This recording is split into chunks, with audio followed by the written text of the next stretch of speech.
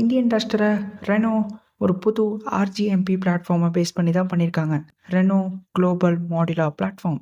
இந்த பிளாட்ஃபார்மும் European platform, அதாவது சிஎம்எஃப்பி பிளாட்ஃபார்மும் almost same தான்.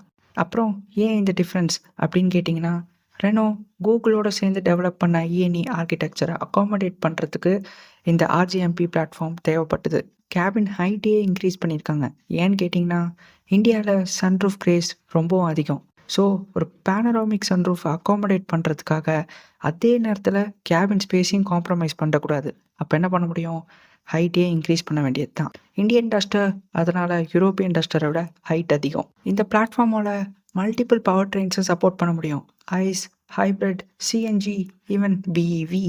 அது மட்டும் இல்லாமல் 4-wheel டிரைவ் சிஸ்டமும் பாசிபிள்னு தான் சொல்கிறாங்க. எய்தர் ஒரு ட்ரெடிஷ்னல் செட்டப், அதில் ஒரு ப்ரொப்பலர் ஷாஃப்ட் தேவைப்படும், இல்லை ஒரு ஆக்சல், பின்னாடி ஒரு எலக்ட்ரிக் மோட்டரை வைக்கணும்.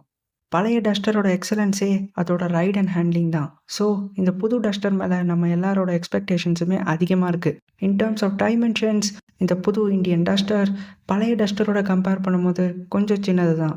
பட் மார்க்கெட் எங்கே கேட்குதோ அங்கே அதிகமாக கொடுத்துருக்காங்க. ஒன்று கிரவுண்ட் கிளியரன்ஸ் 212 mm, அப்புறம் பூட் ஸ்பேஸ் 518 liters.